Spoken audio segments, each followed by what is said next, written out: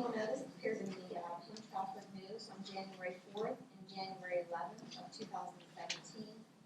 The property was posted by Mr. Mike Stack, the code enforcement officer for Penn Township on January 11th.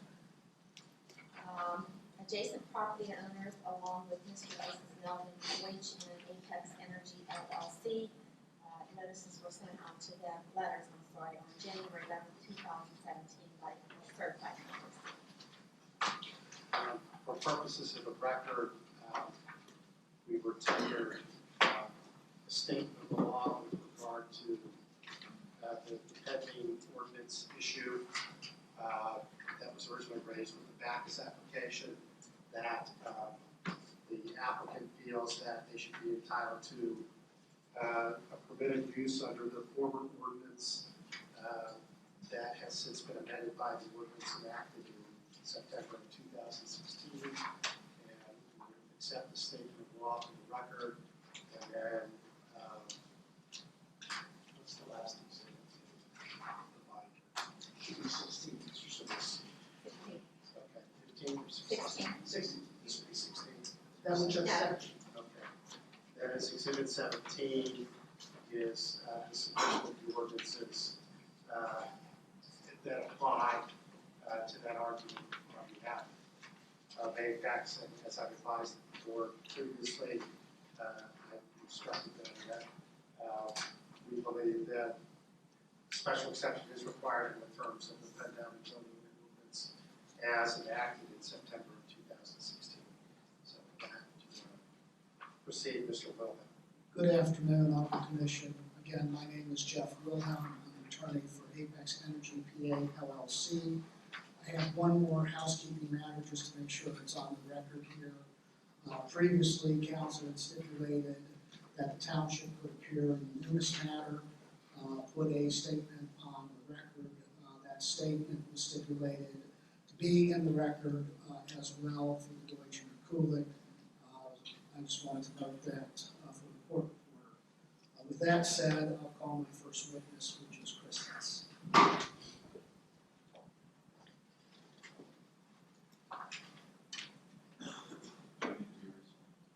Yes. Do you solemnly swear that the testimony you're about to give today in this matter is the truth, the whole truth, and nothing but the truth, so help you God? I do. Could you please state your name for the record? Christopher Hess, Who is your employer? Apex Energy.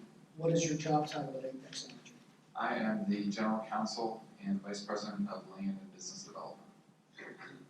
What are your job responsibilities at Apex? I oversee the legal function for the company as well as regulatory and compliance and land and title. And those responsibilities include interactions with respect to the EPL permitting. That's correct. Chris, could you briefly describe Apex's operations in Westmoreland County? As of this date, Apex has 7 wells drilled in Westmoreland County, 7 unconventional wells drilled in Westmoreland County. 2 are in production on the Whites pad in Enfield Township. 2 are located on the Quest pad. However, those are shut in, even though they were drilled and in production at one point. And we are demobilizing from drilling operations on a 3-well pad in Salem Township, which is geologically adjacent to the Quest well pad. Has Apex drilled wells outside of Westmoreland County? Yes. Are there other producers in Westmoreland County? Yes, there's approximately 185 wells, unconventional gas wells located in Westmoreland County. And those were wells that are drilled, completed, and now into production. That's correct. Chris, did you file an application on behalf of Apex to prevent an oil and gas operation known as Deutsch well pad, a special exception application? Yes, And under that application, Apex is not seeking to construct a natural gas compressor station, as that term is defined in section 19202 of the pending ordinance. that's correct. I should say current ordinance. And Apex is not seeking to construct a natural gas processing plant, as that term is defined in section 19202 of the ordinance. That is correct. How many oil and gas wells are you seeking to permit on this site? Currently, we're seeking to permit 5 oil and gas wells on the site, natural gas wells. What documents did you submit to Penn Township in support of this application? We submitted an ESCGP2 permit, which was issued by the Pennsylvania DEP, along with the DEP drilling permit that was issued for a single well off the pad, and along with the special exception information required by the ordinance, in particular a narrative statement responding to individual provisions of the zoning ordinance, along with the air and hydrogeological study that was prepared by ERM, and all of the additional information that we had submitted to the Township Planning Commission for our PLDP application. Let me show you what's been marked as Exhibit 1 to this hearing. Do you recognize this document? Yes. What is this document? This is the narrative statement that I referred to in response to that was prepared in response to specific provisions of the zoning ordinance, and it was supplemented as of January 17, 2017. And again, this was supplemented because when you filed the initial application, you were then under the pending ordinance enacted in October 2014 and amended in 2015. Subsequent to that point in time, the township enacted the current ordinance in September of 2016. That's correct. Our initial application was filed in November of 2015 under a different ordinance. And this document was prepared with consultation of your experts, including the registered professional engineers. That's correct. Let me show you what's going to be marked as Exhibit 2 to this hearing. Do you recognize that document? I do. What is that? This is a secretary certificate that I prepared in my capacity with Apex, and I am identifying the particular lease in question that is the subject of this application, in which the vertical well bores as well as the well pad will be located. It's referred to as the Deutsch lease. Apex is the successor in interest, the direct successor in interest to Dorso LP by an assignment filed in November 12, 2014, as identified in the Secretary's certificate. Mr. Hess, is there a protected structure within 600 feet of the planned well bores? No, there's not. Are you in a position today to drill the wells? Absent additional township approvals, we have what we are required to have from the DEP to drill a single well. Okay, and referencing Exhibit 3, can you tell me, can you identify 3A and what 3A is? Exhibit 3A is the ESCGP2 pad permit application, pad permit that was issued by the DEP in January of 2015. That provides for the land disturbance as well as the actual pad construction where the wells will be located. And flipping to what is 3B, what is that document? This is a well permit that was issued by the DEP for the single well that I described, issued in November of 2014, identifying the Deutsch pad 1H well, H indicating that it's a horizontal well. And then you've renewed this permit each year, is that correct? That's correct.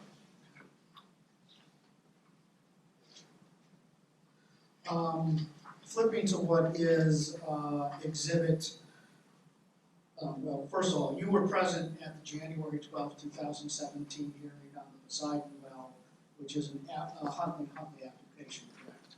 That's correct. And you heard Protect PT's own expert witness testify that DEP is considering an air permit for unconventional well and gas, considering changing their regulations to require an air permit, is that correct? I heard him testify to that. But as it stands today, they have not changed the requirements, and Apex is under exemption 38 for this particular well. Is that accurate? That is correct. And if DEP was to change its rules and regulations to consider requiring an air permit for this well, that would be another permit that you would have to go get prior to being able to drill and construct this well. That's correct, and we would have to supply that to the township as part of the approval process required by the township. Okay, let me show you what is marked as APEC Exhibit 4 to this hearing. Do you recognize this document? I do. What is this document? This is a letter prepared by you and signed by you, authorized by me in my capacity with Apex Energy to identify conditions applicable to the Deutsch application and the operation of the Deutsch well pad. And standing here today as an officer of Apex, you will confirm and ratify for the board that you agree to the impositions of these conditions on any special exception approval that the board may grant.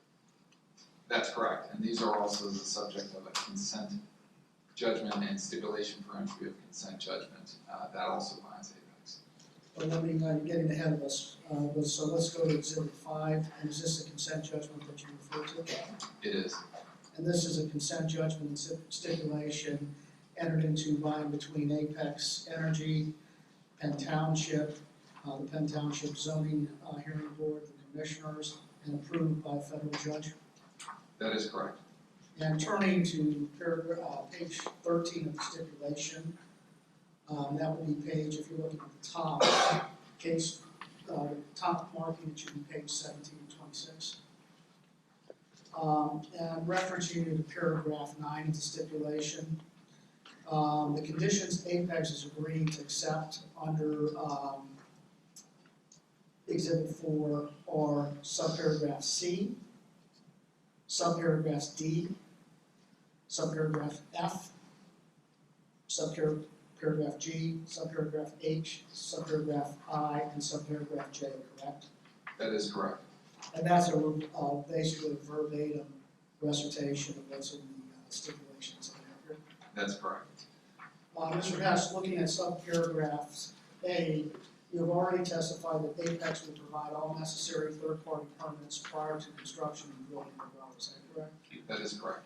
And looking at subparagraph B, Apex has hired Brian Sterner of PRM to produce a study that includes air modeling and hydrogeological studies regarding potential pathways that a spill or release may flow, substantially similar to the Quest Pad number 7, substantially similar to the Beatty, to the Graftina and the White pads. Is that also accurate? Yes, specific to the Deutsch pad. And that, in fact, is an exhibit we'll have Mr. Sterner testify to that. That's correct. Mr. Hess, looking at subparagraph E, Apex has hired Warren Parker, Pennsylvania registered professional engineer with Civil Environmental Consulting, Inc., to design and develop the well pad site, produce an erosion and sediment control report, and the stormwater management plan. Is that correct? That is correct. Mr. Hess, after you drill the wells, does DEP inspect the well pad site? Yes, they conduct periodic inspections throughout the life of the well pad. We hold a pre-drill inspection, also known as a pre-spud inspection. But they also visit the well site during its construction and ensure preservation of erosion sedimentation controls, and then also during the drilling completions and during the sales process. And Mr. Hess, turning to Exhibit 6, do you recognize this document? I do. And what is this document? This is a DEP inspection report for the Apex Peterson 1H well located in Armstrong County in Sugar Creek Township. Okay, and this inspection report indicates that they inspected the casing, fluids management, and pollution prevention. Is that correct? That is correct. And they wrote a note down there. What does the note say? It reads, quote, note, colon, I would like to commend Apex for the very neat appearance and safe setup of everything staged and set up on this well pad, period. It's one of the nicest that I've seen, period, for this quote. Mr. Hess, you testified at length in the News matter regarding an incident that occurred on the West Pad, the Central Pad 7 site, is that correct? With respect to a more captain release, yes, that is correct. And that was, as I understand it, a 2-ounce release that was mediated, and the DEP issued an NOV, and you are contesting the issuance of the NOV? That is correct. And I take it that your testimony in the News matter would be consistent here? Yes, it would be identical. Mr. Hess, is there a truck plan for this particular site? We have not been issued a truck plan yet from the DEP or from PennDOT. However, PennDOT has given us preliminary routing information with respect to this particular site. And could you go through that for me? Yes, the truck routing will occur from Route 22 in Monroeville to Route 48, which is also known as Montside Boulevard. Those are both PennDOT roads, which we would bond with PennDOT. At that point, we would depart southbound onto Haymaker Road, which is owned and maintained by Allegheny County. It's designated by Allegheny County as a high-volume roadway, which means it gets in excess of 10,000 average daily trips per day. And then we would continue southbound from Haymaker Road onto Saunders Station Road, which within Allegheny County lines, it is owned and maintained by Allegheny County as well. And then we would proceed as Saunders Station Road enters Westmoreland County and Penn Township, we would proceed. Deutsch. That is by Mr. Sweeney. I believe it's we're still on our case in chief. Yes. And I believe that we have an agreement in principle between myself and Mr. Long, myself and Mr. Hamilton, that Mr. Long's testimony and Mr. Sterner's testimony, we're going to submit the Backus transcript with respect to Mr. Long's testimony regarding the operational barriers and basically the West Pad, so you guys don't have to hear about the fire truck 2 more times. And with respect to Mr. Sterner's testimony, we're going to bring him up with a limited purpose of just going through the typical drill on the report as opposed to going into the methodology. And I mean, certainly if you have additional questions based on what we heard today and you want to ask him, we'll have them addressed, but it would be more of a truncated presentation. So issues such as truck trips with rock and truck trips with. I think truck trips, what I think we would put into the record to be site specific is number of wells, whether or not there's gonna be municipal water, and the truck route. And that would be the limited extent. I have no problem with that as long as there's an opportunity to ask some site-specific or additional follow-ups, but otherwise, that's fine. Just for purposes of the record, since Mr. Hamilton didn't have the microphone, he just reserves the right to cross about site-specific issues. And that's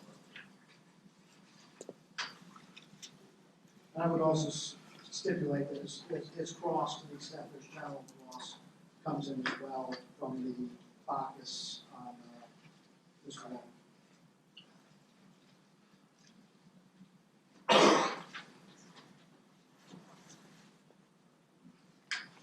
You're still under oath, Mr. Long. Actually, he's not. He's not. We call him. No, this is Deutsch, we didn't call him.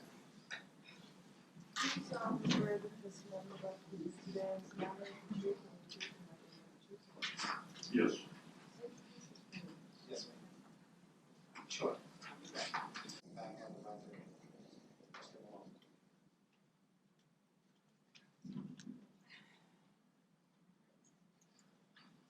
Morning, Mr. Long. Could you please state your name for the record? Ed Long, Who is your employer? Apex Energy, What is your job title? Chief Operating Officer. What are your job responsibilities at Apex PA LLC? I manage all the operations, which include construction, drilling, and production. Let me show you what has been marked as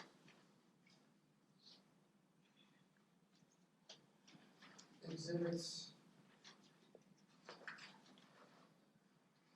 10, 11, and 12. Do you recognize those exhibits? I do. They represent the drilling, completion, and production phase.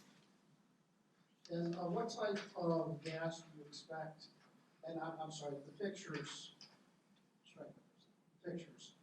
these are of the Quest pad, correct? That's correct.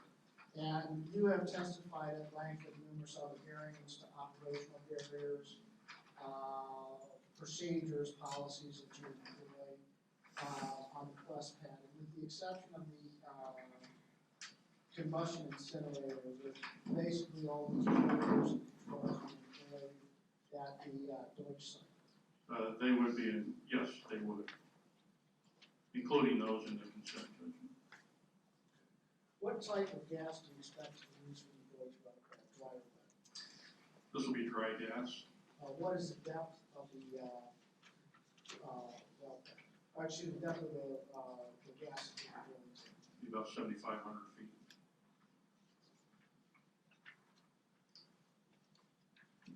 Where will Apex obtain fresh water for use on the Deutsch flow pass? The Municipal Water Authority. Does the use of the Municipal Water Authority water eliminate Apex's need to truck fresh water to the site? It does. It will eliminate roughly 2,500 to 3,000 truckloads per well.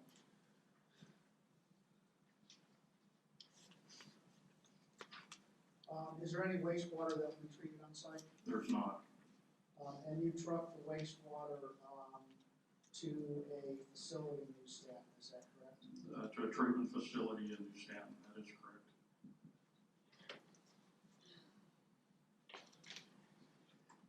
Let me show you what has been marked as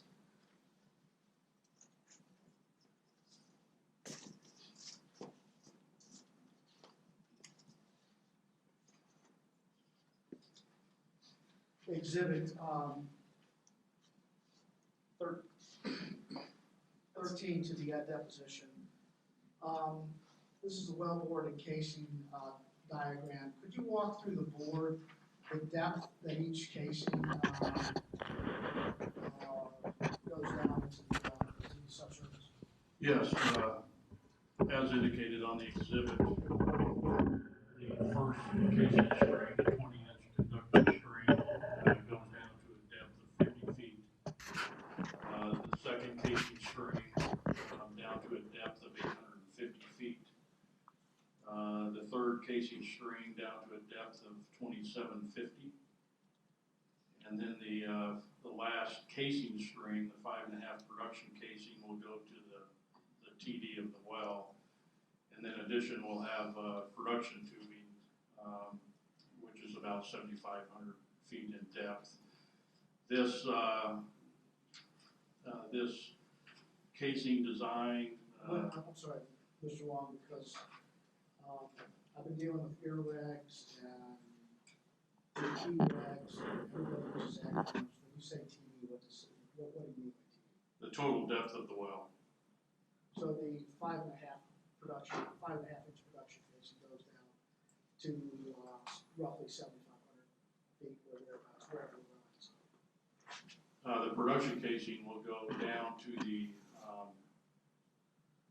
total depth of the well, which will be at the end of the lateral, which is typically 7,500 feet plus whatever horizontal length you go. So it can be 15,000 feet to 20,000 feet of casing, production casing.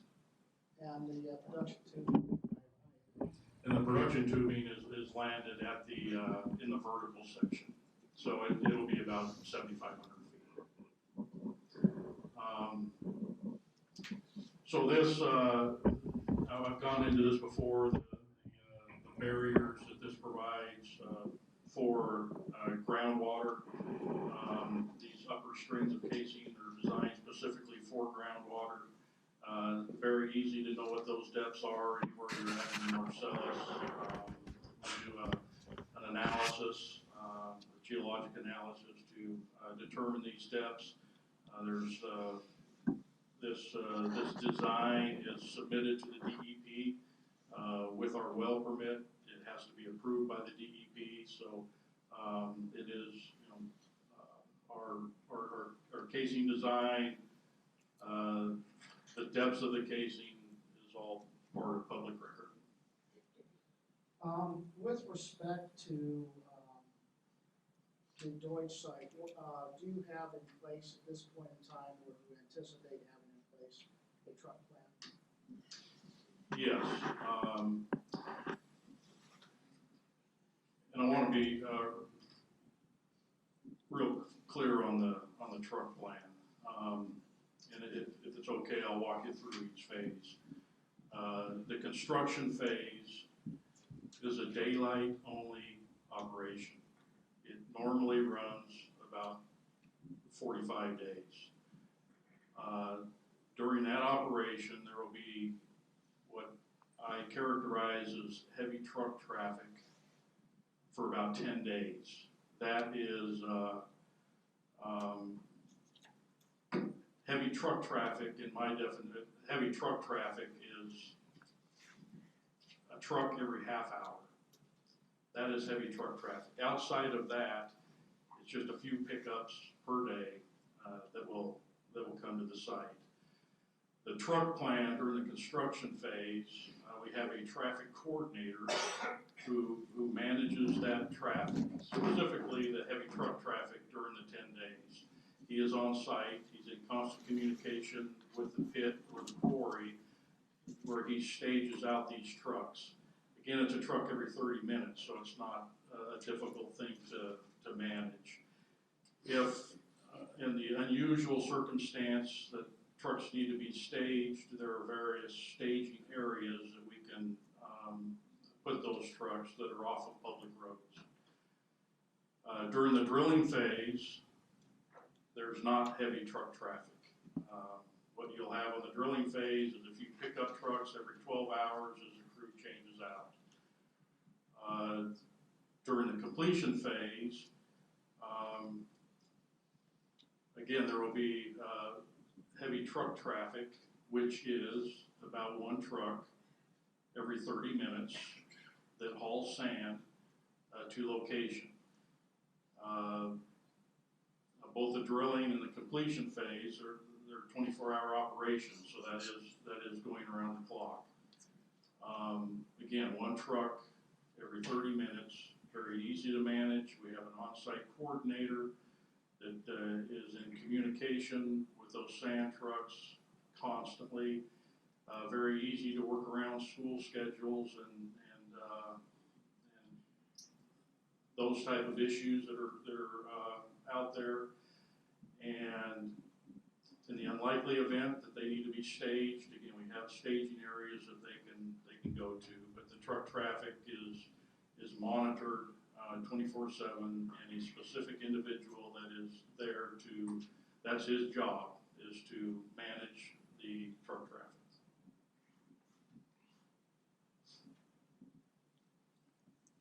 How many wells on this site?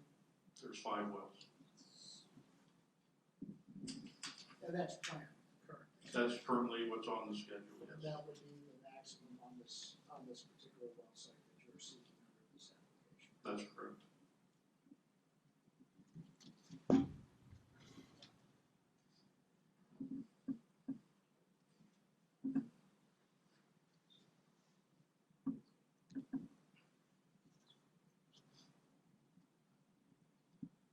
And can you please explain, will the phasing of this all be back to back with the gaps? Exactly how would that plan work out? A very typical drilling operation is you have the construction phase, then there's usually a gap while we prepare the location for the rig. Obviously, you have to acquire the rig depending on where that rig's at, so there's usually a gap between the construction and the drilling phase. You know, that gap can be anywhere from, a month to 6 months. You'll have a similar gap between the drilling and the completion phase, where we'll come in and we'll drill all the wells. Generally, on this particular pad, we'll drill all the wells at once, back to back, and then that drilling rig will leave, and then there'll be a period of no activity as we schedule frac crews and make sure everything's in place to conduct the completion operation. And that could be a month to 6 months. And then after we complete the well, obviously it goes into production. So it's not necessarily all back to back. There are gaps between the various phases of operations. And Ed, with respect to the drilling and completion phase, although phases as per the consent judgment order will be done behind sound walls, is that accurate? That's true. That's correct. And does Apex plan to follow all federal, state, and local rules governing the operations of the village pad? Yes. Mr. Sweeney, subject to the stipulation with council, I will tender. How long is the drilling phase? 30 days? It's 30 days per well. And then completion, is that what's happening well? The completion phase will be on this particular pad will be about 50 to 60 days total. Thank you.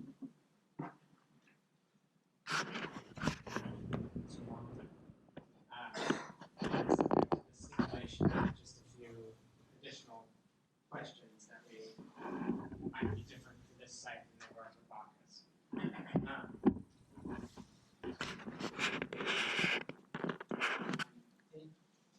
You testified that 5 wells are currently planned for the Deutsch site, is that correct? That's correct.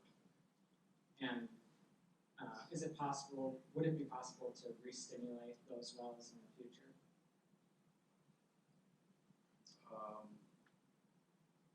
Is it physically possible, or are we planning on? We have no plans to re-stimulate these wells. Okay, thank you.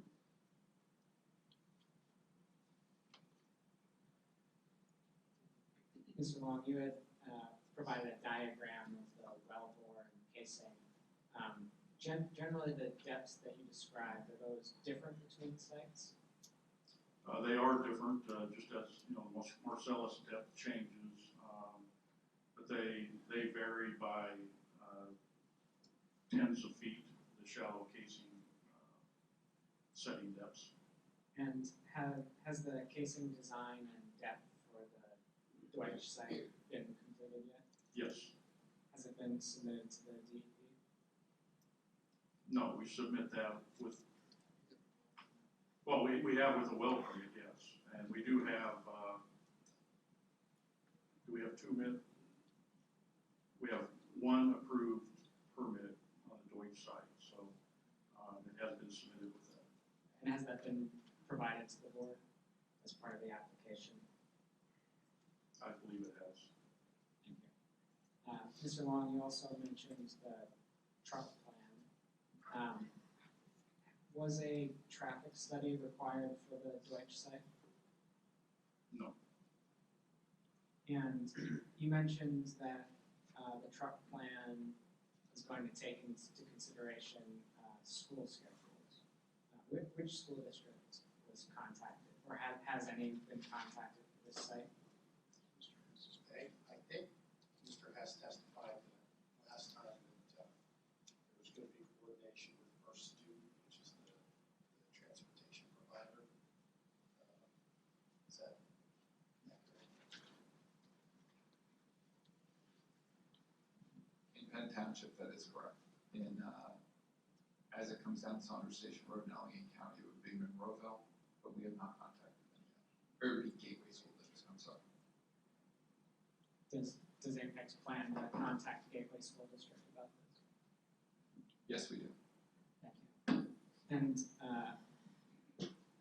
Mr. Long, will Apex at any point pause truck traffic to, based on the school district schedules? Yes. Do you know how long that would occur or what times that would occur? Our experience has been, school district prefers that they will give us a schedule of their bus routes and we will work around that schedule. And are you testifying that truck traffic would be paused during that busing schedule? If that's what the school district requires, yes, or asks for, yes. Okay. And I'm gonna very quickly go through some of the questions just to make sure they're not site specific. I'm assuming the amount of water use would be the same per well as it was for the Bacchus site approximately? Yes. And with approximately the same number of generators on site per well for the different stages of development? There's only generators on the drilling phase, and yeah, there are 4 generators on site for the drilling phase. Okay. And that'll be the same for every well. And the vehicle trips would be the same per well as you testified at the Bacchus hearing, is that correct? Yes. And Mr. Hess might have actually already testified to this, but is it correct that no flaring will occur at the Deutsch site? Yes. And the responses you gave regarding wastewater storage on site for Bacchus, they would be the same for Deutsch? That's correct. And wastewater storage, is that the volume of wastewater stored on site? Is that specific per well pad, or is that kind of a standard based on the size of the tanks at each site? They're all standard.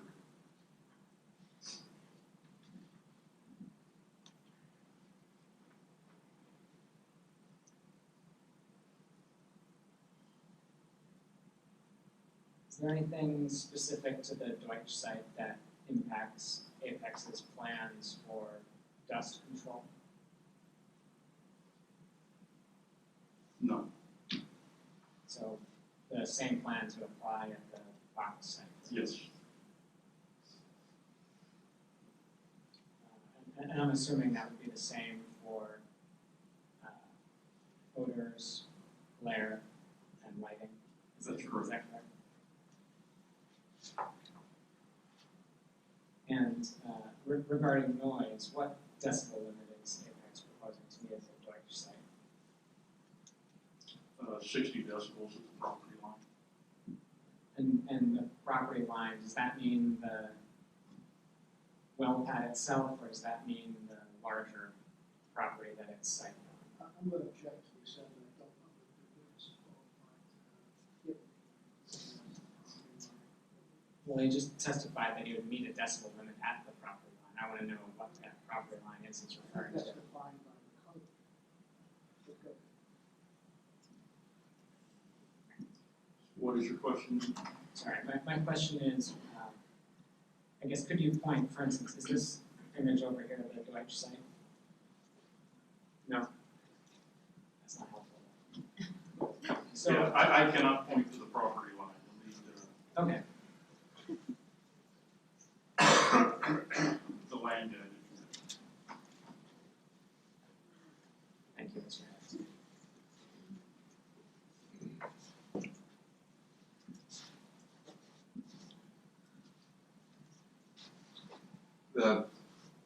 To answer your question, the property line that we'd be using would be the area that is outlined in blue, the blue property line with setbacks. Okay, so it's not the well pad, but the larger property that the well pad is located on. Is that? That's correct. Okay. Although, to clarify too, right now, the ambient noise level at the pad is 65 decibels on an average daily basis, because you do have the turnpike right here. So that will be factored into. The sound walls will still be there, they'll still be rated, but that will factor into the amount of noise mitigation that's possible, because, you know, if it's 65 here at the, what I'm pointing to is the southwesterly corner, currently, our expectation is, it will still be 65, even with our operations. So you may not meet the 60 decibel limit, but it wouldn't necessarily, are you saying it's because of the baseline is already higher than that? Well, yeah, I'm gonna object to the point, because I think the 60. I'm gonna object to the form, because I think again, he's asking the witness for a legal definition, and I think the definition of the performance relates to the use. And I think what Mr. Hess has testified to is the ambient noise level on the site. It is what the level of the use being generated off the site is. So if the ambient is 65 and there's no additional noise added to it, there isn't noise coming from the operation off the site.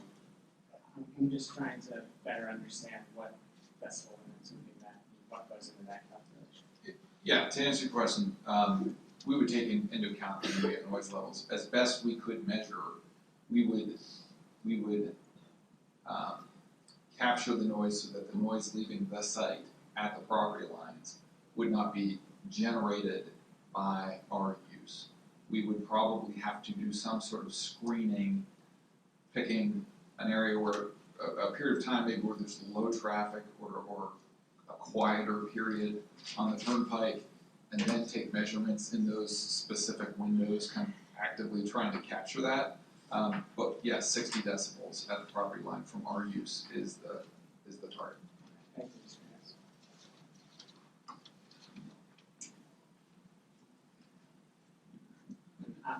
I'm sorry, just one last question on that issue, Mr. Hess. Would that be 24 hours a day? Would there be differences in meeting that noise limit based on time? That would be 24 hours a day, specific to our use. Okay, thank you.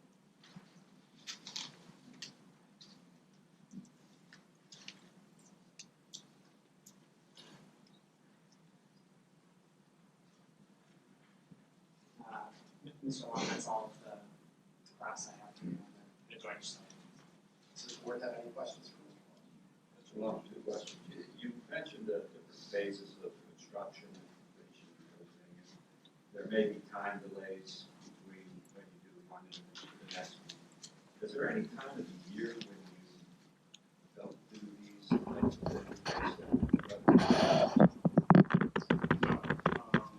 There are better times of the year to do these things, but there are no times of the year where we suspend operations. Okay, so whether it's middle of winter or it's wet spring or something, you still move forward. As long as it's safe to do so. We have construction operations going on right now that we've had to suspend because of this wet weather, but as soon as it dries up, we're talking days, maybe a week, we'll be back in. I'm looking at drawing C900, which, and I'm not sure what's up there. We'll bring it up. Those ones.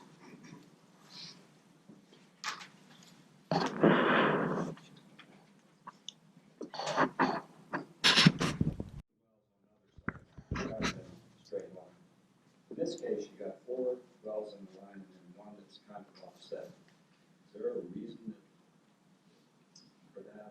Yeah, we permitted this a long time ago, and typically we'll do that. So on initial pads, when we come into an area, if we want to drill one well and then evaluate that well prior to committing capital to drill the other 4, we can do that.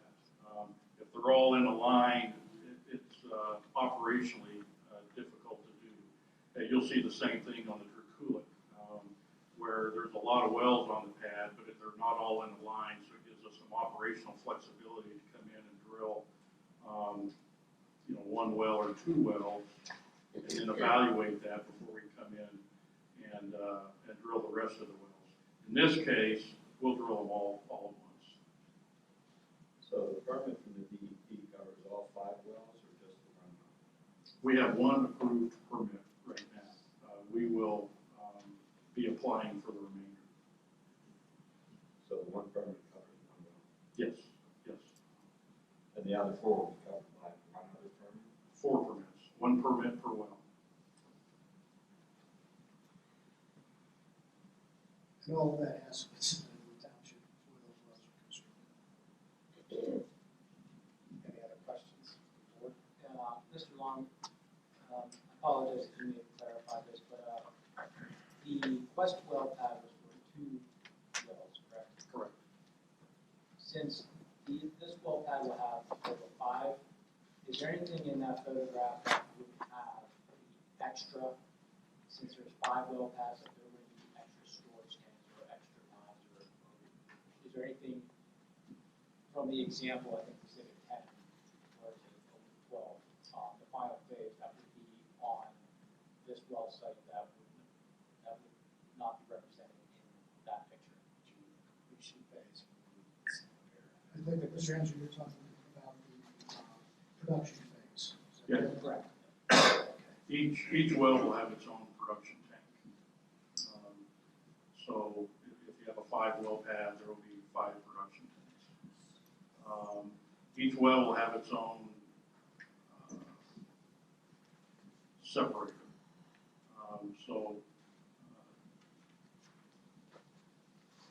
In here, but so there might be, there's in this building, they're all encased in one building, but there's individual separators per well. So on a 5 well pad, we'll have a building that's probably twice as large as that. It'll have 5 individual separators, and then on the production tanks. And the well bores themselves, that structure will be larger. Yeah, that'll be larger to protect the barrier around all 5 well heads. And so the produced water tanks, I believe you testified previously, hold 42 for 100 barrels, which is 420 gallons. Produced water, those are 400 barrel tanks. Yeah. So, and I understood from your previous testimony that wastewater will be taken off site once it reaches about 420 gallons in those tanks. They're not going to be filled to the brim before you come to take it off. There's only going to be about 420 gallons per tank. Is that correct? No, actually, I think it's 4,200 gallons, but it's 42 gallons per barrel. A barrel or a water truck hauls about 100 barrels. So once 100 barrels accumulates in those tanks, that's 1 truckload. We'll send a truckload out to pull that water down. So very rarely do you get more than 100 to 200 barrels on site at any one time, because we're constantly hauling that off in 100 barrel increments. And, I could, I'm sorry, Mr. Bass just indicated, will the odorizing equipment be on the Deutsch pad? It will not. So I'm just trying to, can you give me a clear understanding of how much water between truck trips will be on the Deutsch pad as it collects? Between truck trips? Right, as it collects in the 5 individual. Yeah, the minimum will be 100. The maximum would be 150 to 200. That's barrels. That's barrels, yes. On all 5 tanks? Yes. Per tank. Not per tank, total produced water on location. You mentioned that you have a traffic coordinator. Is rush hour activity going to be considered in the construction or traffic manager's control of the truck flow?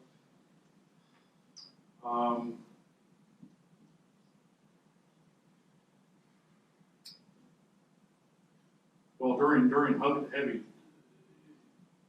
we don't usually limit our truck traffic due to rush hour.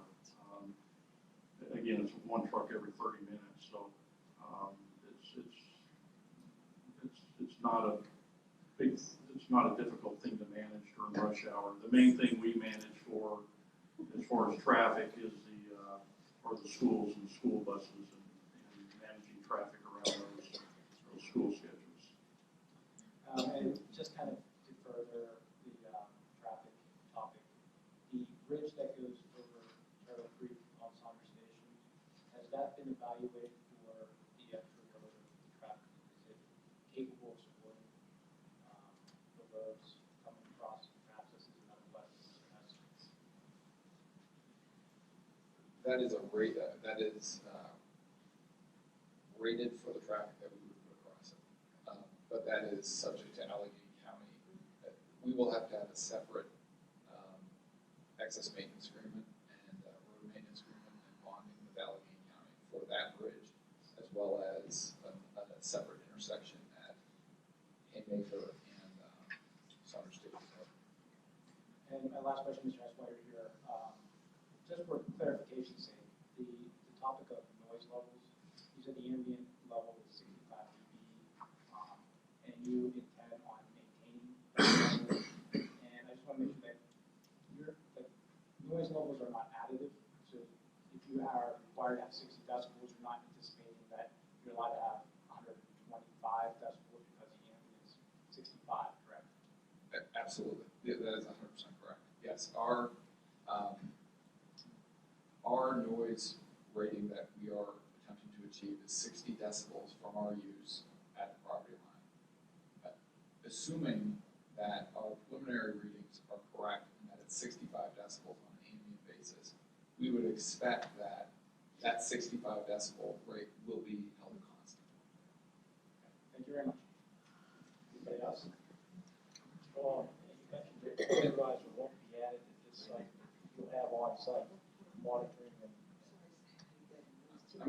I'm sorry, before you start, I don't mean to interrupt, but just to further answer your question.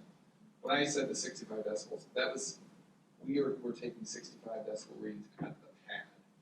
So the uphill location that I pointed towards, the southwestern corner, those decibel readings may be lower, but the 65 decibel readings we had right now were at the pad.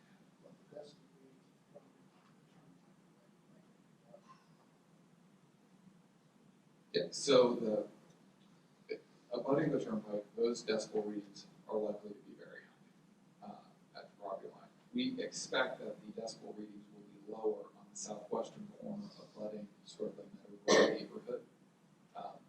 And that would be one corner where we would take the readings to ensure the 60 decibel threshold. I just wanted to clarify that. What's your question? You mentioned that you will not have deodorizer at the site, but you will have on-site monitoring for leaks and your thermal imaging cameras, correct? In the event that there's a leak and the other's not added, you would know, the public would know there was a leak. Yeah, the thermal imaging is not a constant. It's something that we go out there and do as part of a requirement by the DEP that we submit once a year. We do the thermal imaging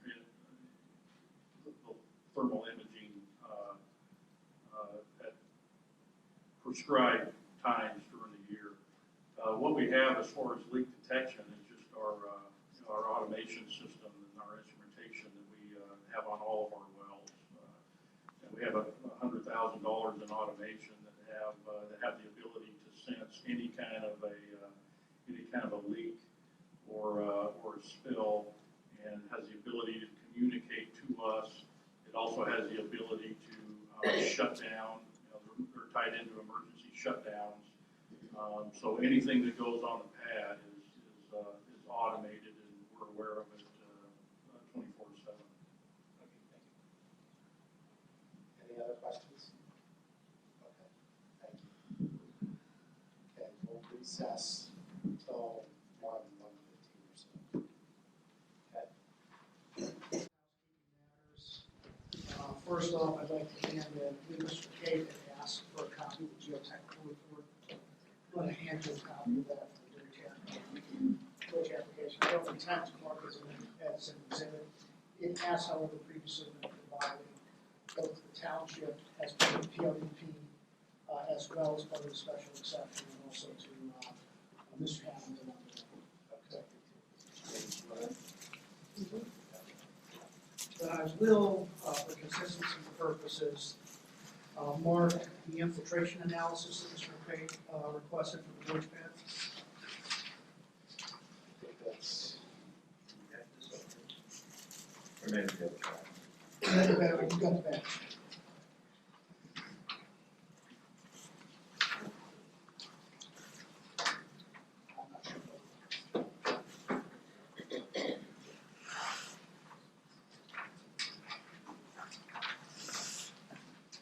I have 18.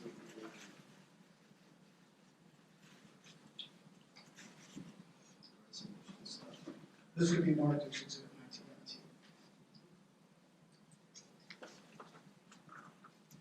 1919. Mr. Sweeney, subject to the stipulation among council, we are going to call Mr. Sterner for a limited examination on his report. We are not going to go through the full extent of questions as we get in practice. However, if the board should have questions, obviously we'll entertain them.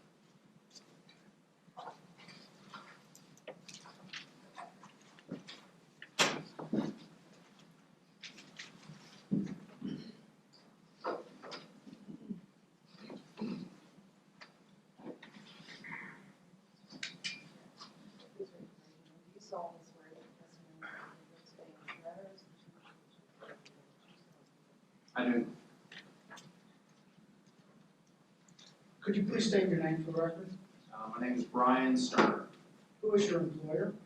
I work with ERM, that's Environmental Resources Management. What is your job title at ERM? I am a project manager and a principal consultant. What is your educational background? I have a BS in biology from Grove City College. Do you have any other technical certifications? I do. I'm certified as a professional weapons scientist. I'm also certified by Chevron as a qualified ESHA facilitator, that's Environmental Social Health Impact Assessments. I'm also certified by the Corps of Engineers in weapons delineation.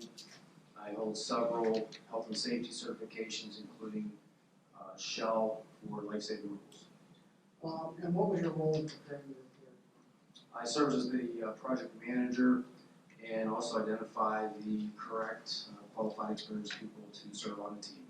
So this report was a compilation of multi-discipline professionals across the board for ERM? Yes, that's correct. And who else participated in this report, preparing this report? So the team of people that we used, of course myself, William Lozier, a partner. We also had Stacy Lucas, a partner. We had Kathleen Brazel, our geologist. Evelyn Almonte, a CAD operator. Valerie Thorson was our air quality modeler. And Oliver Dugas. And you used the same methodology for the Deutsch well pad as you did for the Bacchus well pad, as you did for the Quest well pad, Raptina, Baby, and White well pads, is that correct? Yes, that's correct. And what were your ultimate conclusions in this report? So our ultimate conclusions after going through the methodology, the risk assessment models, was the risk of water was moderate to low for a tank release, and then also for risk to air release was low. And am I correct in your risk analysis matrix, you concluded that with respect to this project, the risk would be either minor or remote?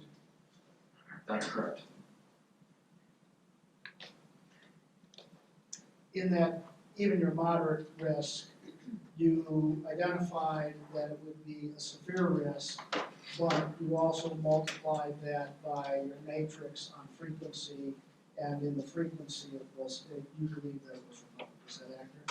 That's accurate, yes.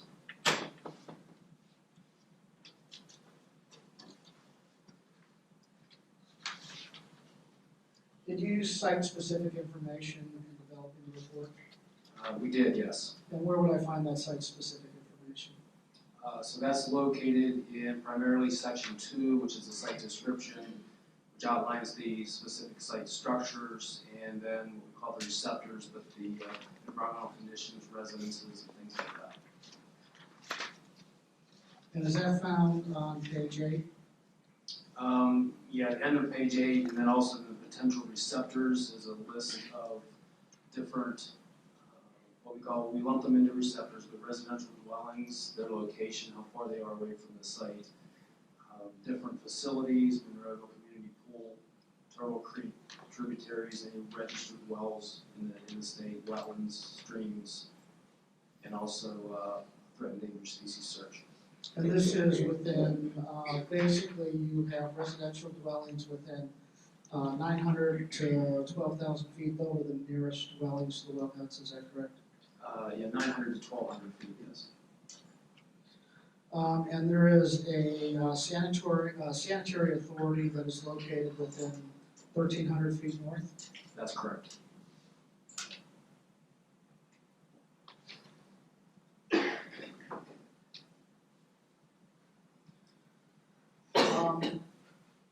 And in identifying the risk here today, the ERM concluded, you agree as a professional, that the risk to air and water from this project would be either minor or benign. Yes, I do. Mr. Hamilton, intended witness at this point, subject to our stipulation regarding the Backus testimony. Mr. Turner, of course, subject to that stipulation, I have just a few additional questions for you. Mr. Turner, you're a project manager and consultant at URM, is that correct? Yes, a principal consultant. Principal consultant. And what is your primary role there in that position? I serve a variety of roles, project manager on quite a wide variety of projects, including things like this. And do I believe you said your educational background is in biology, is that correct? That's what my degree is in. And you have certifications related to wetland delineation and ESHA, is that right? Yes, and ESHA is environmental, social, health, impact assessments. Do you have any educational background in air quality monitoring? I've attended Pennsylvania DEP's trainings and things like that, but not any certification or license. And do you have any sort of formal educational background in that? Was that included in your undergraduate work, for instance? In air, no, but our team members, yes. And as a project manager, do you conduct any analysis or do any evaluations related to air quality issues? Myself, no, but that was the responsibility of our selected teammates. So in this report, you didn't put together the air quality analyses that were provided here? I reviewed all of the information, making sure that it met our standards, methodology, and we had our correct team members. Mr. Hamilton, if you have specific questions that you would rather direct to your quality member of the team, well, not a member of the team, but somebody at ERM who has reviewed the report. Laura King is here. I don't have an expert report for her because I got your reports. One for Bacchus on Tuesday and the other ones for this on Friday. But she is in attendance, so. Thank you. I'll just continue with Mr. Sterner for now. Mr. Sterner, I'm not going to go through all of the questions that we already went through in Bacchus, but for the Deutsch site specifically, I think on page 7 of your report, it states that limited site-specific groundwater information was provided. It's the first sentence of the second paragraph under hydrology. Can you describe what information was provided for this report? We had information from, for the erosion sedimentation control plan, also then the post construction stormwater management plan that does contain some information regarding groundwater. We also had information specific to groundwater elevations, information on infiltration rates and things like that. And that's where this paragraph does specifically state the depth of groundwater. So we did have that information in the report. Says the groundwater will be encountered at depth.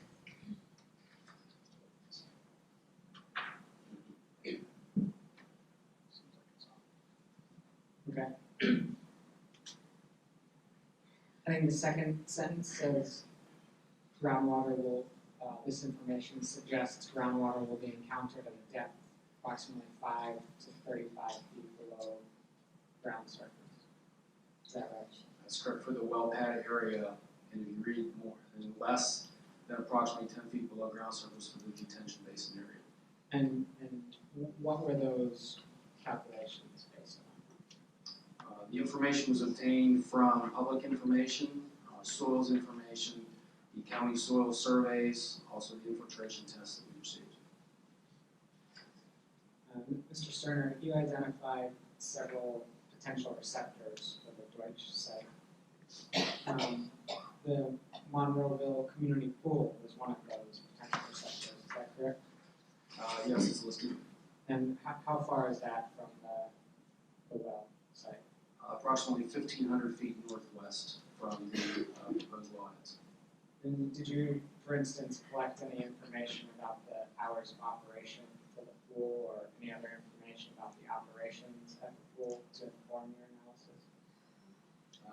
No, it was just a location. We know that it's there. So in terms of evaluating receptor sensitivity, it's just a statement that it's there. Is that right? That's a location of a sensitive receptor. Okay, thank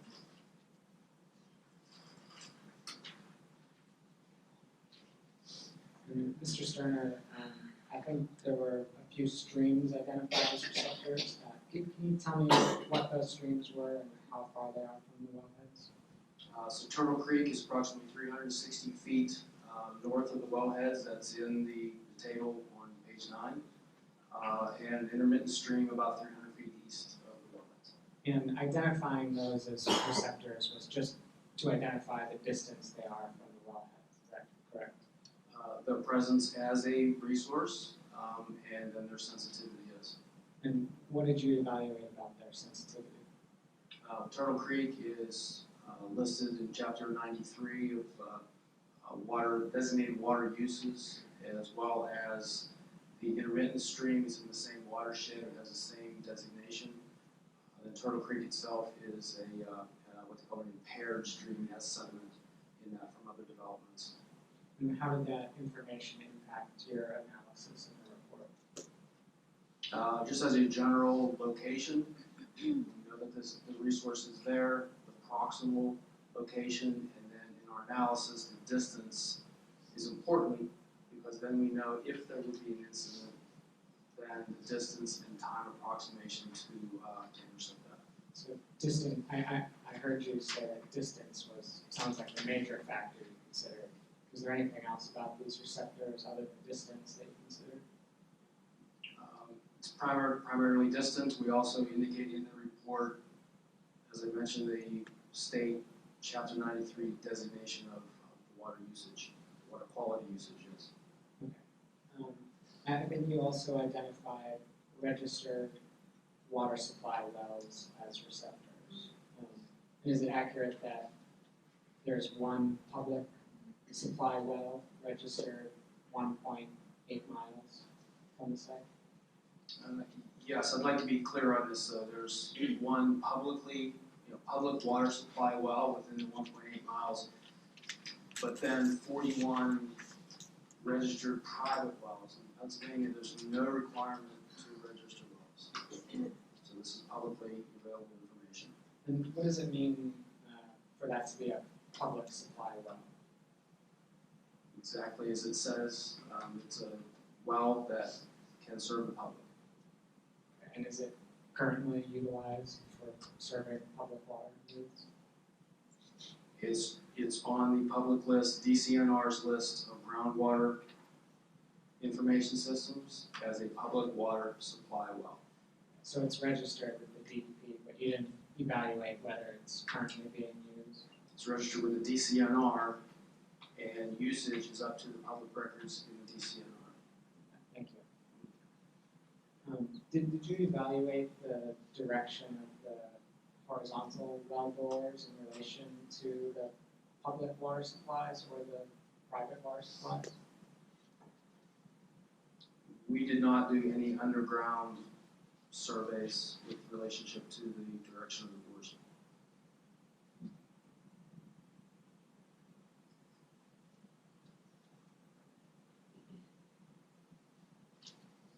Mr. Sterner, how many wells are proposed at the Deutsch site? There's 5 wells there. And the report that you put together, is that representative of the risk of developing 5 wells or 1 well on the site? It's for the project, which, Is it 1 well or 5 wells on the site? Sorry, he's answering the question, he's answering the question. It's for the project, so I would presume that would include development of 5 wells. yes, Is that a fair characterization? yes it is, Mr. Street. Thank you.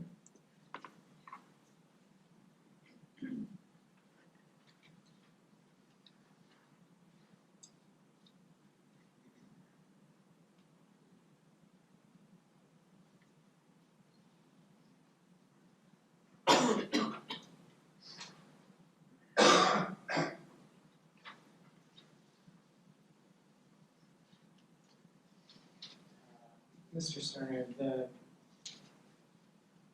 tables and analysis that you provided, specifically in terms to the chemical inventory table that you provided, would that be the same for the Deutsch well pad as it was for the Bacchus well pad? Yes, it is. Just to be clear, you're referring to what we call table 1, is the very end of the report. That's The chemical inventory. That's correct. Yeah, it's the same. Thank you. And did you collect or review any local meteorological data for the Deutsch well site specifically? Specific meteorological, just general weather patterns, wind direction, things like that. And that's contained in your report? It's support data that it's in the office.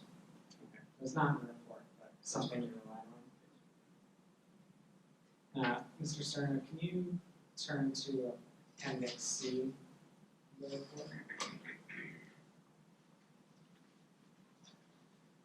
I think it's labeled the geotechnical overview. Can you just describe what this appendix is and how that informs your report? This geotechnical overview was prepared by others, but we did review it and pull out information that was specific to the site, the physiographic setting, describing the topology in the area, elevations, depth to bedrock geology. This all fits into the hydrogeologic studies that we did, and also the infiltration tests were part of this, different soil conditions, depth to groundwater, things like that. And can you turn to section 7.1?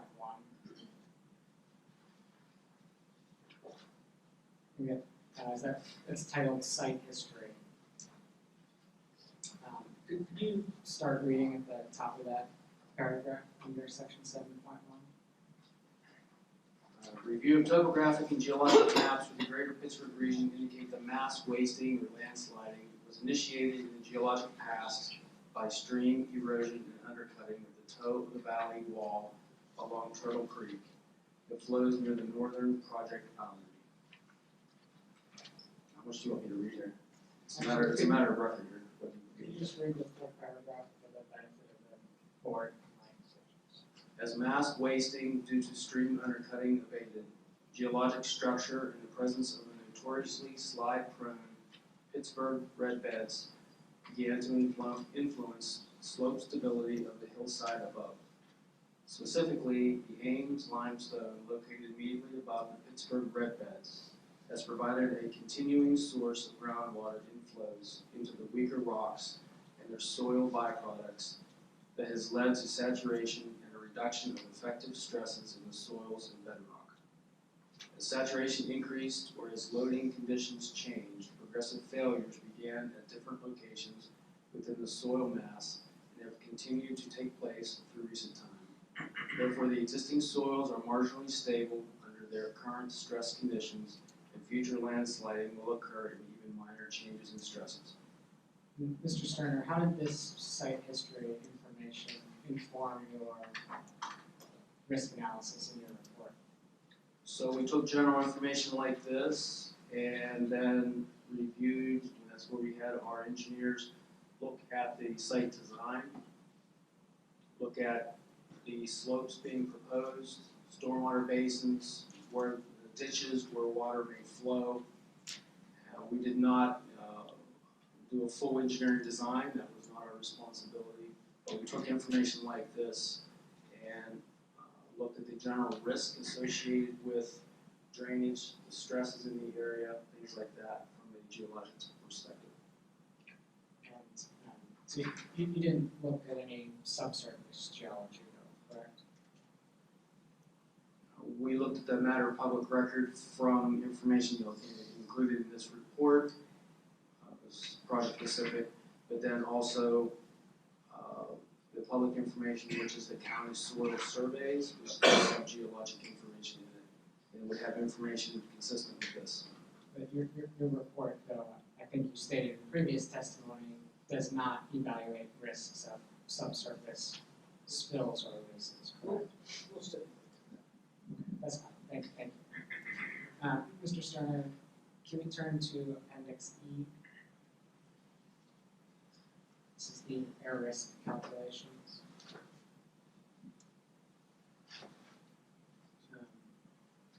And actually, we can skip to the last table in Appendix E.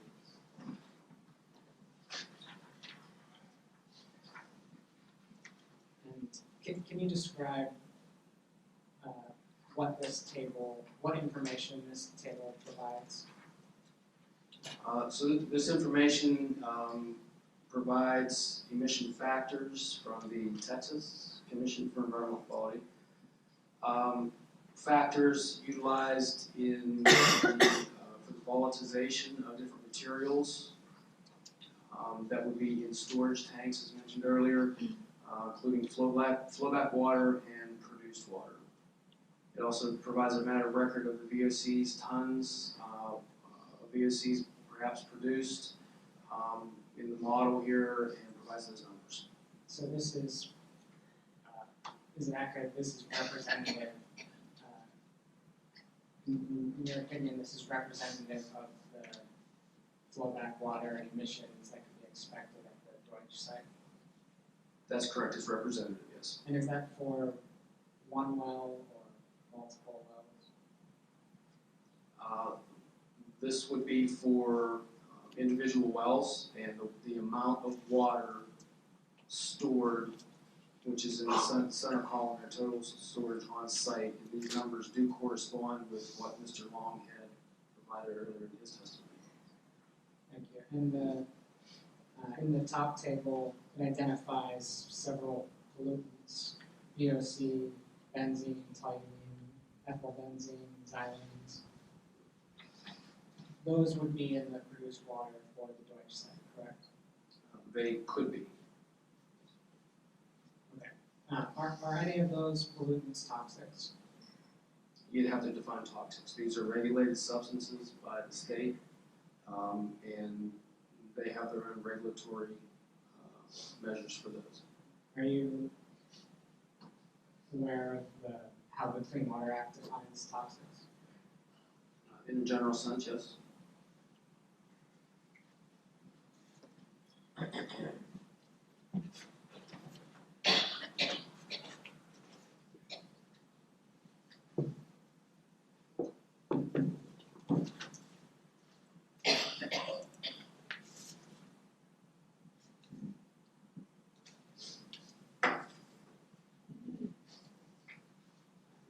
Turner, I'm handing you a regulation. This is 40 CFR section 401.15. It comprises a list of toxic pollutants designated pursuant to section 307A1 of the Clean Water Act. Could you just take a look at that list of pollutants there and tell me if any of those are also included in your chart?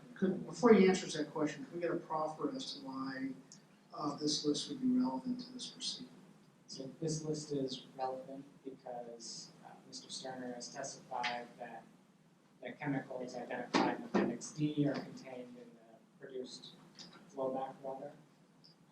And Right, but the Clean Water Act regulates navigable waters in the United States, so I'm trying to understand how this is relevant. this is how the EPA defines toxics. Mr. Sterner asked me how I'm defining toxics. I'm pointing to this as a one definition. So the Clean Water Act refers to, as you mentioned, the waters of the U.S. and navigable waterways, including releases. Some of these chemicals, I see number 8, benzene, yes, it is on the list. This list in the Appendix D are pollutants that could be in the produced water, but not necessarily. This is just a list of potential. Is ethylbenzene also listed on the list? Yes, I see it on the list. Is toluene? Yes.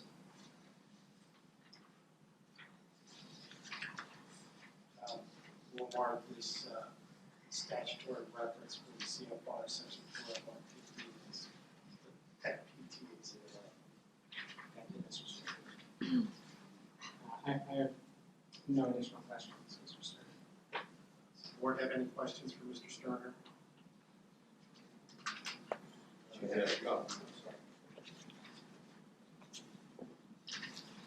And maybe you're not the right person to answer this question, but if you go back into Appendix C of tab 14, which is the geotechnical overview. On page 8, there's a section entitled Well Pad Construction.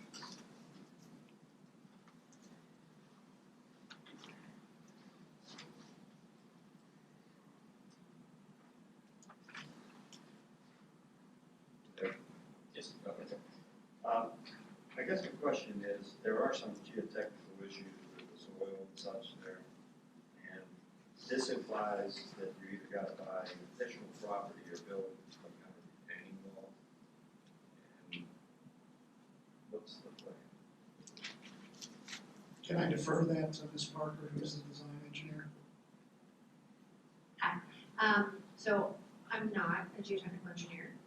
However, CEC did prepare a report and was sealed by one of our engineers, which we handed in today.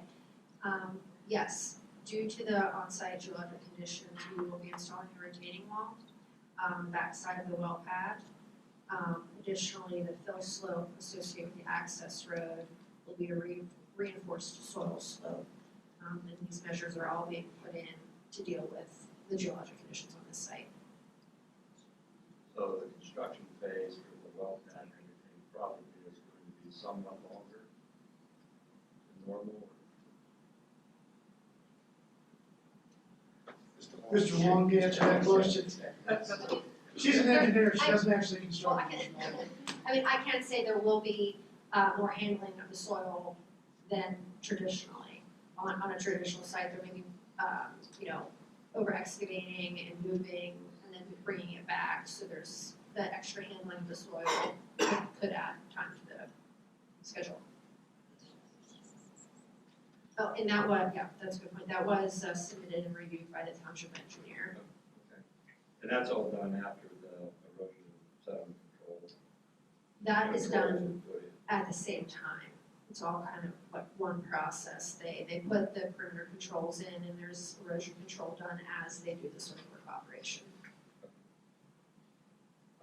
Mr. Stern, we heard Dr. Sabu say earlier that he would characterize the air and hydrogeologic study more as a hazard assessment rather than perhaps a risk assessment, air modeling. And what's your thoughts on that? I absolutely disagree with that. It is a risk assessment because we identified risks associated with different activities part of the project. However, we did build an air model. We did look at all of the hydrogeologic influences, such as we just mentioned, the soil stability, things like that, depth of groundwater, locations of the streams, water resources, and things like that. And all that combined absolutely is the modeling that was required in, as listed in the ordinance, to identify those potential pathways, what's going to happen, where's it going to go, those potential pathways that is spillover release of fluid would follow. So absolutely, it addresses that issue. What's the difference between a hazard assessment and a risk assessment? So a hazard assessment is, or can address a broad range of different hazards. It can be physical hazards, chemical hazards, things like that. This does identify risks and some of the hazards in the risk assessment tables there, so you can identify exactly what those are, what we evaluated. But it's much more than just a hazard assessment. It does address and there's numbers behind it, there's mathematical formulas behind it, whereas for this study, rather than just a hazard assessment, which can be very arbitrary. My company does those too, and I've participated in those, and this is much more than just a hazard study. Anybody else have questions? Mr. Stern, maybe I missed it, but does your report identify the actual gas that's being produced as a potential chemical or being spilled? It's methane, CH4, so that would be a gas and emission. And that's included in we talked about example 38, it's addressed in there. And as far as a potential pollutant, it's considered as part of the emissions. As a general rule, you don't want those things out of containment. That's the business. You want those things in containment. Thank you. Anyone else?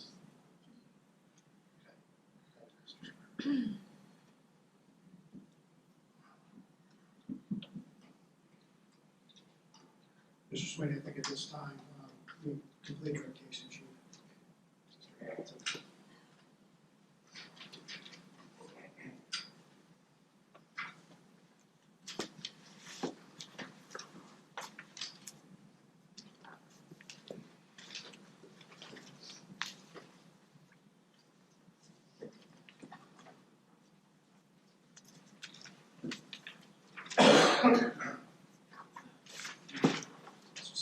I'm going to start by calling two different standing witnesses. The first will be Ms. Jillian Graber on behalf of Protect PT. And I believe Mr. Wilhelm and I have already agreed to stipulate to the majority of Ms. Graber's standing testimony as it was provided for Bacchus. Or No, actually. Numis, actually, for this one, sorry. Yeah. We'll get that all straight. So, Ms. Graber, I have just a few additional questions.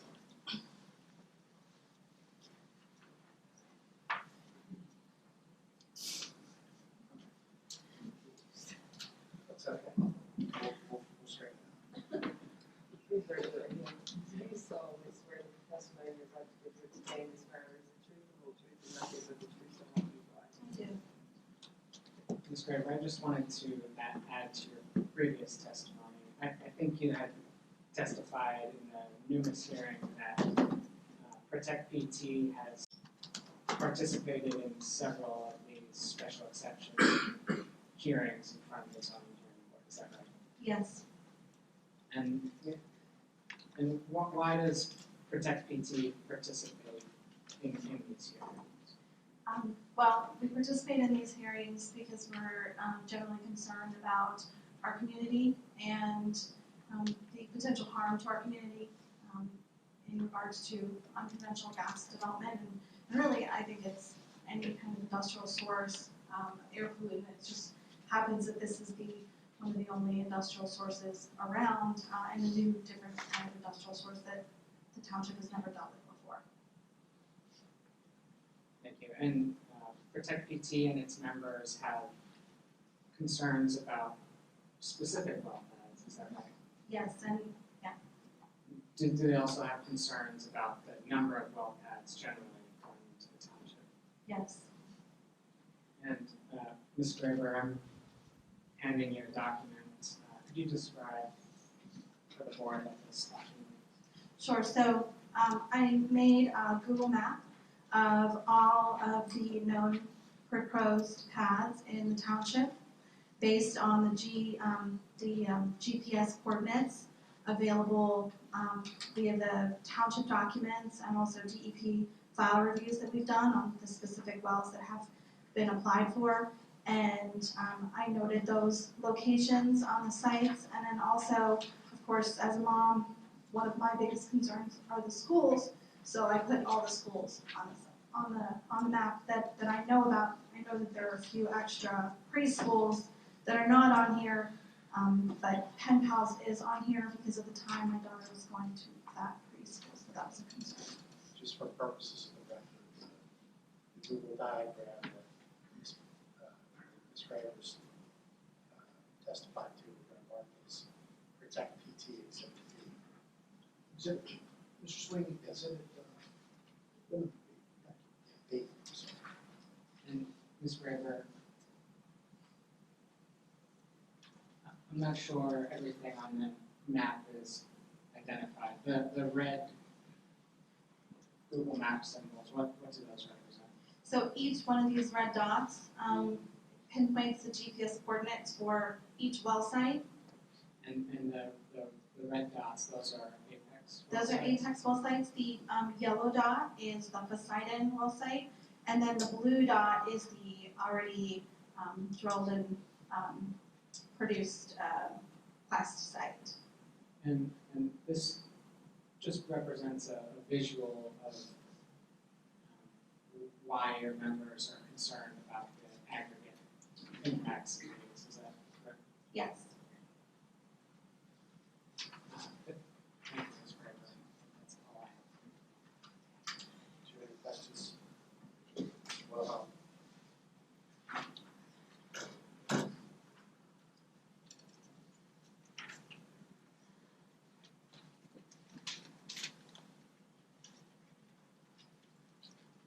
Ms. Graber, just to be clear, there appears to be 7 red, I'm going to call them balloons, 1 yellow balloon and 1 blue balloon. And these all represent applications for oil and gas wells, except for the request pad, which is at actual site, which is the blue well pad. Right. Thank you. And PETA, Protect PT has appeared and closed every single one of the applications, correct? That's correct. Thank you. No further questions.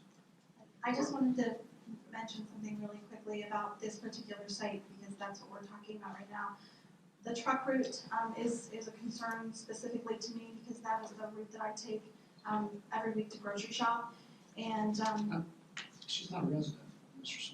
Sweeney. She's now talking about personal. I'm sorry, I thought this was correct. pertaining to standing. I think to the extent that Ms. Graber is testifying as the executive director of Protect PT, she could also testify in her capacity as an individual who could be impacted by these well sites. But I think she has to show she's not a resident of the township, correct? She's a resident of Stratford. And she doesn't have standing to testify as an individual. Somebody else can cover the concerns about that. And Mr. Sweeney, my understanding is Protect PT does not own any property in Penn Township. That's understood. I'd like to call Lee Hoffman as our second standing witness.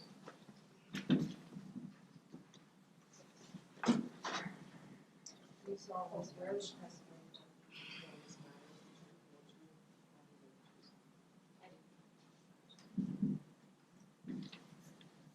Hi, Ms. Hoffman. Can you say and spell your name for the record? Yes, my name is Rebecca Lee, Leigh Hoffman, Hoffman. And are you a resident of the township? Yes, I am. And what is your address? I live on 296 Saunders Station Road, And are Rebel you- Green. Are you a member of Protect PT? Yes, I am. And do you know how far you live from the proposed Deutsch well pad? Yes, I live approximately 1,200 feet from the proposed well pad and probably only about 20 feet from where the trucks are going to be. And how long have you lived at your current address? I've lived there approximately 15 years. She says where trucks are gonna be, she's talking about Saunders Station Road. That's correct, Saunders Station Road. And how did you estimate your distance from the well pad site? Because I heard the witness for Apex say that the access road was approximately 1,200 feet from Saunders Station Road, and I live directly across from there. You mean directly across the street from the That's access? correct. That's correct. And do you have any concerns with the safety procedures that Apex will be employing regarding the truck traffic? I do. I am concerned that there has not been a traffic impact study done on that road. Saunders Station Road is, as you are well aware, a main road between Penn Township and Monroeville. The Parkway, the Turnpike, is heavily traveled already. It is a very narrow road. There are no shoulders on that road to speak of. There's very little room for error. The trucks that would be coming down Haymaker Road and down Saunders Station Road would then have to turn left across traffic into the access road to access this well pad. That access road that they would be crossing into is right around a blind curve where the opposing traffic comes down.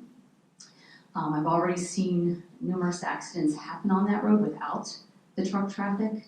I've had vehicles end up in my yard and in my neighbor's yard, and that happens at all times of the seasons, all seasons. So I'm concerned about the accidents that could happen on that road. I'm concerned because my children ride their bikes on that road. They go over to the Westmoreland Heritage Trail that is right there next to the stream. About how far is that from the access road? It is, I'm not exactly sure how far, but it's directly next to Turtle Creek. And Westmoreland Heritage Trail, we ride our bikes and walk there, as do many members of the community. I'm concerned about the safety of the people who are using that trail. And the Heritage Trail, does that cross the road that Apex has proposed to use for their? Yes, it crosses Saunders Station Road.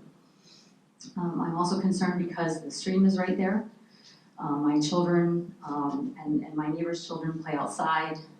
They're outside, they're playing in the stream, they're playing in the yards. And I'm very concerned about the truck traffic interfering with that as well.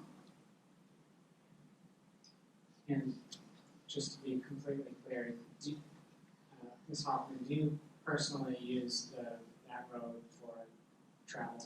Yes, I do. My husband and I both use that road to go to work. My son's school bus comes down that road, as do other school buses. He's in the middle school. The elementary school bus comes down that road. The high school bus comes down that road as well. So 6 times a day, a school bus comes down that road, and I'm concerned about that as well. Ms. Hoffman, are you concerned about potential air pollution as well? Yes, I'm very concerned about the vehicle exhaust pollution that I've heard experts on both sides testify that is a pollutant, vehicle exhaust. So I'm very concerned about the additional pollution that's going to be generated by all of these trucks coming down that road, that my children will be breathing, that I will be breathing, my family will be breathing, as well as my neighbors. And where you live, Ms. Hoffman, is this what, a residential area? Yes, it's a residential area. There's 5 homes in my neighborhood, right there on Saunders Station Road. And then there are numerous homes just up the road from us. 3 of those homes have children in them. Another home has a grandchild who visits quite frequently. And the homes up the road have children as well. Ms. Hoffman, do you have any concerns regarding lighting at the well pads there? I'm concerned about the lighting as well, especially considering that I'm only 1,200 feet again from the well pad. I'm concerned about it interrupting our sleep, the sleep of my children, especially when it's going on 24 hours a day. Would that interrupt your quality of life? Absolutely. If I'm not able to sleep, my husband's not able to sleep. We both are working parents. My son's not able to sleep. He's not going to be, obviously, I don't have to tell you about what the impact is on us as a middle school student with that. Ms. Hoffman, do you have any concerns regarding noise? I'm concerned about the noise in addition to the truck traffic noise, which I think will greatly disrupt our sleep as well. When it's going on 24 hours, and even when it's not during the nighttime, the truck traffic is going to be very loud right next to our house and interfere with our quality of life. I'm also concerned about the noise that might be coming from the well pad itself. Thank you. Ms. Hoffman, is there any other concerns you would share with the board at this time? I'm just concerned overall. This is a residential area. I don't believe this is where a well pad should be placed. I've seen the trucks, there have been some trucks over there doing what I've been told is soil sampling over in that area already. And already the trucks that were doing the soil sampling were pulling out to the road, stopping the traffic, causing traffic to veer around them. There was a truck that pulled out of that area that just parked in the middle of the road, right across from my driveway. And the truck's coming down, traffic's coming down this road. That road had to veer around it, go into the other lane to get around it. It was parked there for a good 10 minutes. This was just a couple months ago. I'm concerned that there's already a disregard for people who are traveling that road, people who are living on that road. If there's already a disregard now, I'm afraid what's going to be the case when they actually start construction of that. I'm concerned because of Level Oak Area Elementary School being only a mile up the road. Both my children attended there. I'm concerned for that and for them being in the crosshairs of this well pad as well as the others. And I just believe that it's going to cause an extreme hazard for the people, especially myself, living right there on Summer Station Road. Thank you, Ms. Hoffman.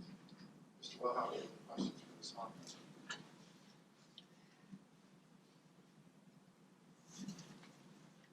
Good afternoon, Ms. Hoffman. And you understood from the testimony, you were here for the testimony today, correct? Correct. And you understand from the testimony today that Apex's operations through use of municipal water will be eliminating 2,500 to 3,000 truck trips on Saunders Road, which would be the ordinary traffic for the oil gas industry. Is that accurate? The ordinary traffic, I don't know what the ordinary traffic is for.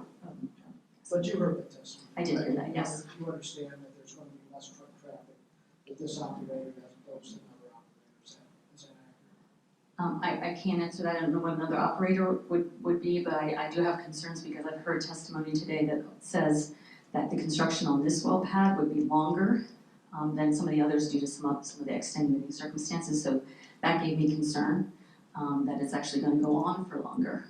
And Ms. Hoffman, I would imagine that you would be concerned if there was any operator building a well pad on that site. Is that accurate? That is correct. No further questions. Does the board have any questions for Ms. Hoffman? Thank you for listening to my testimony.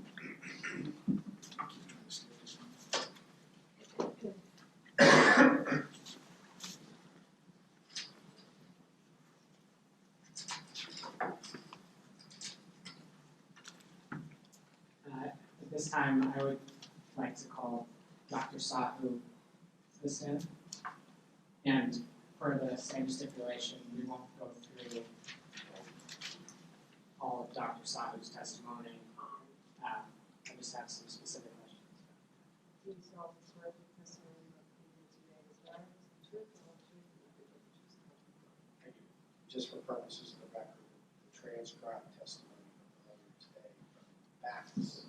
That's an issue with Dr. Saunders' testimony.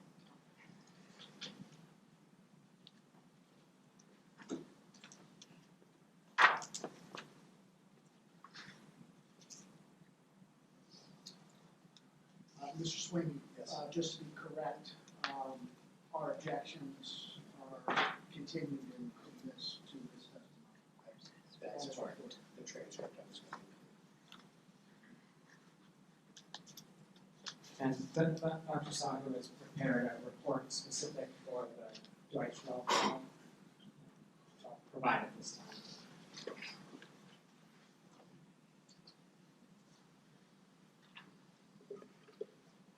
Mark that as protect PT exhibit C. That would be the report. The CV's on here too. That's fine. The report and the CV of Dr. Saad.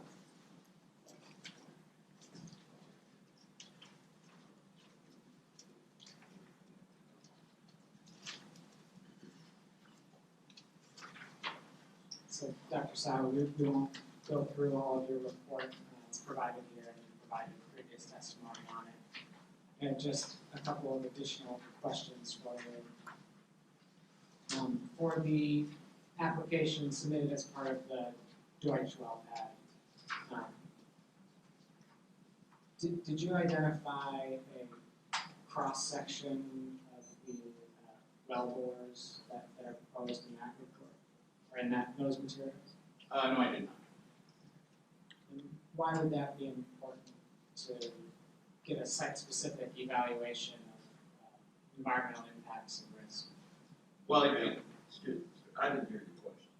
Sorry, I asked whether he, in the applications for Deutsch, found a cross-section description or diagram for the well casing that would go along with the Deutsch. Thank you. Well, it's typical that you would show a cross-section showing the geology, the water-bearing zones, and then the well in relation to that, so you can then understand what is proposed. You would also, and specifically because it is site-specific and there were geotechnical risks, you would also expect to see some analysis of those infiltration basins and other soil disturbances that would happen. And infiltration basins, by definition, means water is going to be allowed to percolate down and potentially enhance the destabilization of the geology. Those sorts of site-specific discussions is what I was expecting in the air and hydrogeology report, and I didn't see them. Dr. Sahu, is it your understanding that the Deutsch well pad would similarly fall under the exemption 38 as described for the other well pads being proposed? That's my understanding, that in fact the report seems to suggest that they would be exempt pursuant to exemption 38. So the memo that was submitted as an example memo from ERM related to the, I think it was related to the Quest site, would presumably be similar for the Deutsch site. We can assume that. Well, my understanding based on the testimony here is that that is the applicability of exemption 38 to all of these sites, and that's my understanding as well. And you heard previous testimony by Apex that the report included in the Bacchus hearing, the exemption 38 memo by ERM was, I think they stipulated that this is for the Quest site specifically. But Dr. Sahu, how would this compare for the Deutsch site? What different, would there be any differences that you know?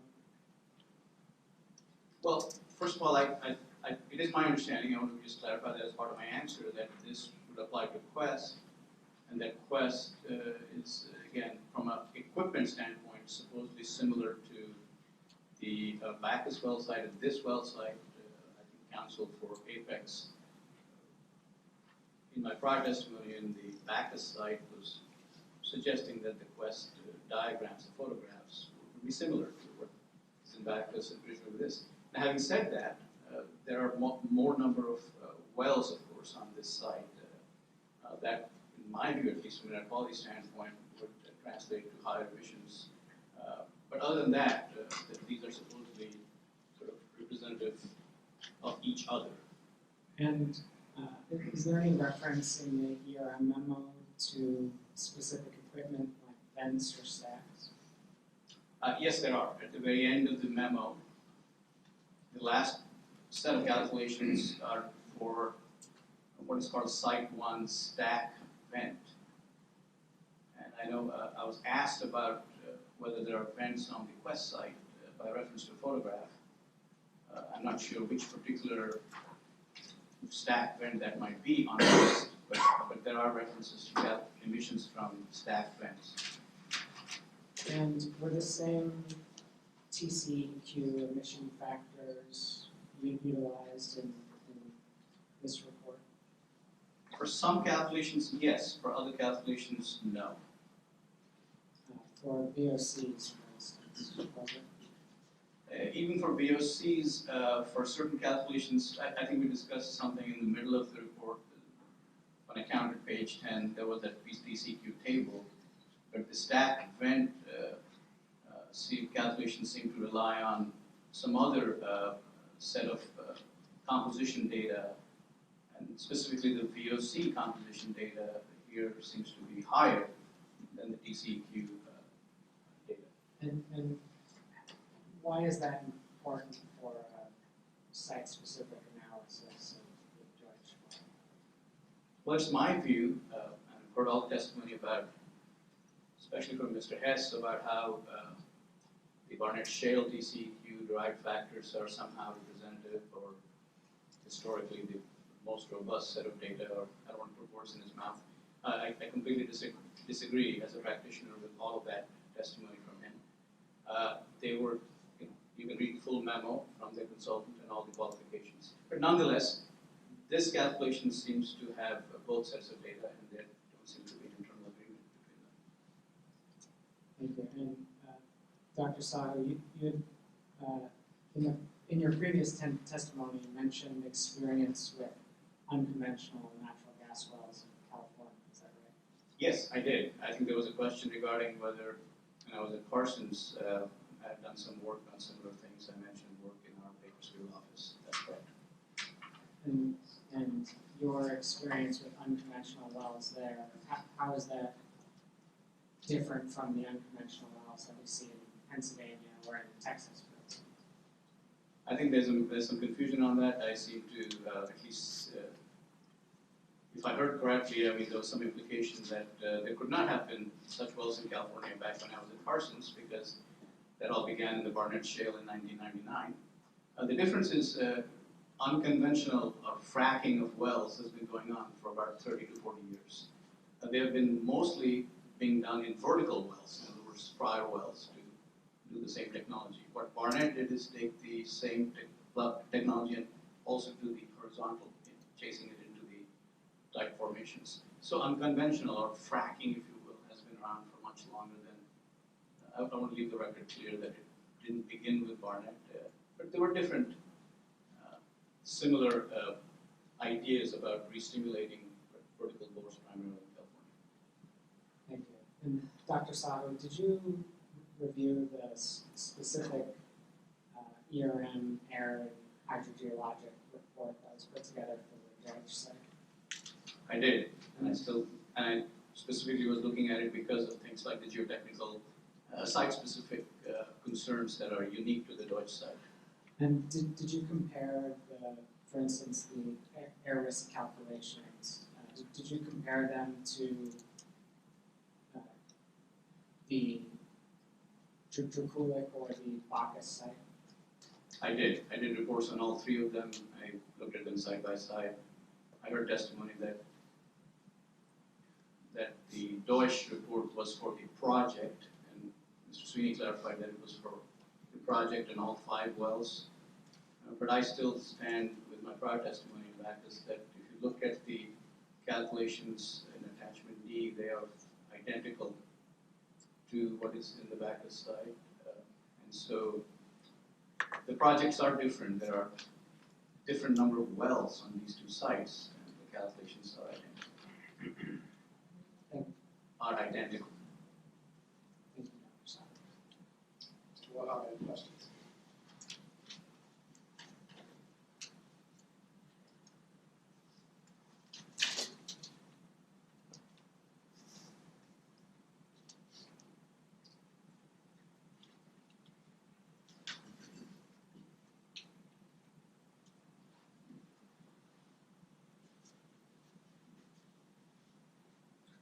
Dr. Saab, I actually agree with you because there was a Commonwealth Court case which has talked about fracking out in a novel technology that has been used in Pennsylvania for 40+ years. So I just want to make sure that we have a definition of what is conventional and unconventional. And so what I understand you to be saying is that you have participated where there has been fracking in a vertical well, or is that accurate? Yes. And you have not participated in a oil and gas well design or study where there has been, up until the Geiger, where there has been vertical well boring and then horizontal well boring. In Gaia, of course, I'm glad you put that exception there. I have looked at air emissions from, I've not been involved in design. The previous line of questioning pertained to design of wells, and I think there was some questioning on, if I remember correctly, Council, on things like preparation of PPC plans and such like. The answer to those would be yes, but I have.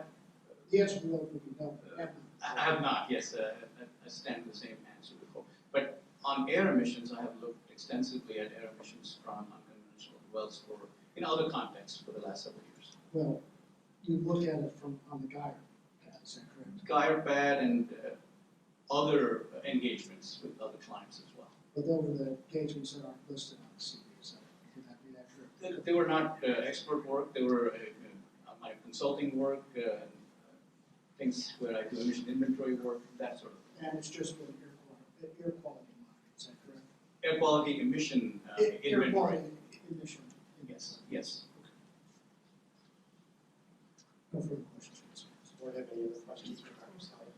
I think Dr. Saab raised a couple of good points concerning the infiltration from the erosion and sediment control and stormwater management. But I believe we discussed earlier that there is a geotechnical report associated with that, and it's been submitted to the township as part of the other process that the site has to go through to get approval from the township. That is correct, and it's my understanding, we submitted the initial 2015 report. As a result of that, Ms. Parker may be able to speak to this authoritatively. The township engineer requested an additional report. That is a report that Mr. King requested. We handed it on to you guys. That report has been reviewed as part of our preliminary land development plan process. Typically, the geotechnical report under the zoning process here in Pennsylvania is part of what is called the final land development. Complicated matters in zoning, you can file an application for both preliminary and final at the same time. But the geotechnical report on all 7 pads would have to be part of the process of this in front of the commissioners. Any other questions? I have clarification. All I was saying was that information, I was looking for a connection between that and the reporter has a risk assessment that has been done. And that's what I didn't see. And clarification, we have a professional registered engineer that spent that particular piece. Okay. Thank you, Dr. Saab. Thank you. Do you have any more witnesses, Mr. Hamilton? No, sir, not for this application. I would like to recall Mr. Sterner for